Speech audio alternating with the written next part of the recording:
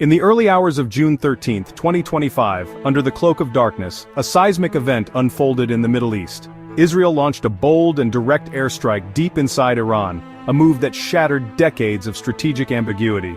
This was not a skirmish, it was a calculated escalation. The meticulously planned operation targeted key military and nuclear sites, facilities vital to Iran's strategic ambitions and defense infrastructure.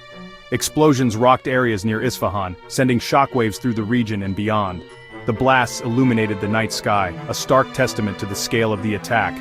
Isfahan is home to the Natanz uranium enrichment facility, a critical component of Iran's nuclear program and a long-standing point of international concern. The assault also extended to command centers near Tehran, the heart of Iran's political and military leadership, aiming to disrupt command and control capabilities.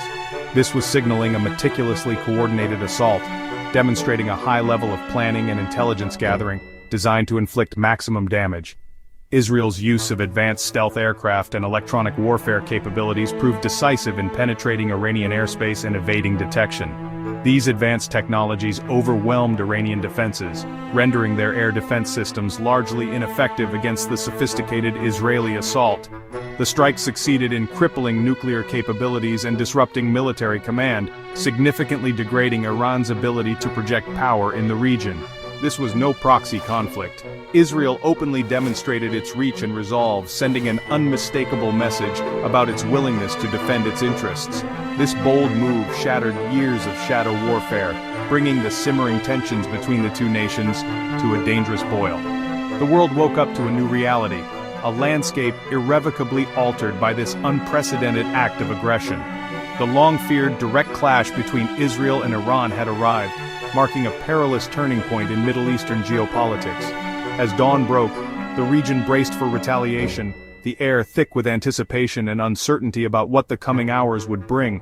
With urgent questions looming, how would Iran respond? What form would their reprisal take, and what targets would they choose? And was this the start of a wider war, a regional conflagration that could engulf the entire Middle East and draw in global powers? The stakes had never been higher, the potential consequences more dire. The world held its breath, waiting for Iran's next move.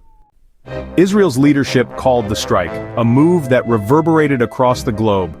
The decision was not taken lightly, but followed intense deliberation within the highest levels of the Israeli government. They framed it as a preemptive act of self-defense, a necessary measure to protect its citizens and ensure regional stability.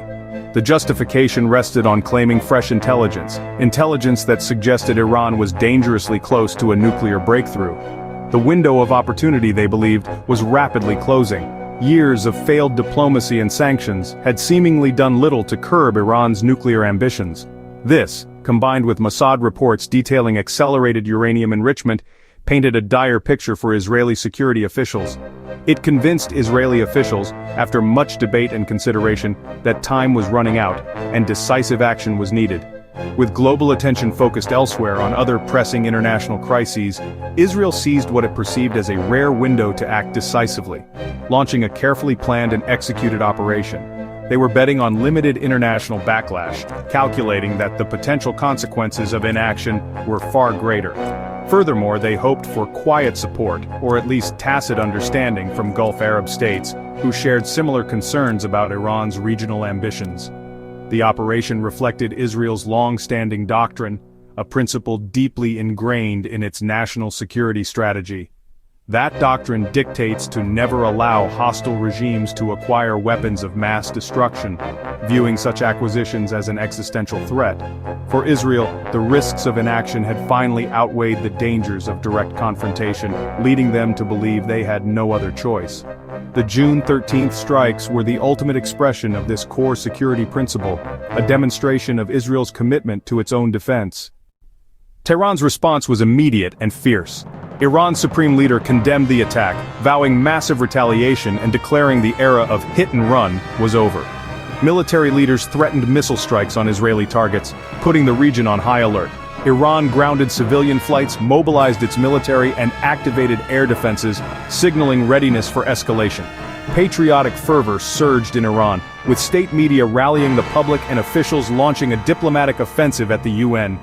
Iran denied any military dimension to its nuclear program, framing itself as the victim of aggression.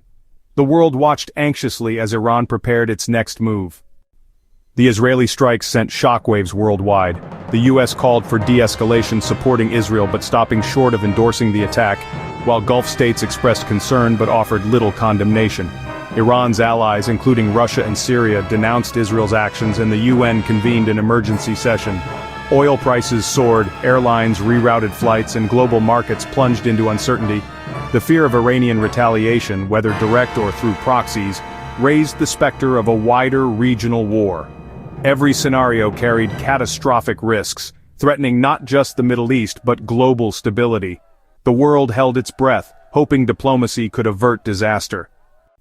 The Israel-Iran conflict has entered uncharted territory, a dangerous phase marked by direct confrontation. This marks a significant departure from previous proxy engagements, with both sides now under immense domestic and international pressure to respond forcefully, potentially escalating the situation further. The stakes are incredibly high. A single miscalculation, a misinterpreted signal, or an unintended consequence could trigger a devastating regional war, with far-reaching implications. Drawing in global powers, each with their own strategic interests and alliances in the region, and destabilizing the world economy, sending shockwaves through financial markets and impacting global trade. The economic fallout could be severe. The US and other nations are racing against time to broker back-channel diplomacy, seeking to de-escalate tensions and prevent further conflict, urging restraint on both sides, emphasizing the catastrophic consequences of a full-scale war. Iran faces a complex dilemma: retaliate and risk escalation, inviting further military action, or hold back and appear weak, potentially emboldening its adversaries and facing criticism from hardliners within the country. The next moves, carefully calculated and strategically executed, will ultimately determine whether the region descends into deeper chaos, instability, and widespread violence, or finds a fragile new balance, however precarious it may be. The events of June 13th are a stark and unsettling reminder of how quickly simmering tensions can erupt into open conflict, with devastating consequences for the entire region.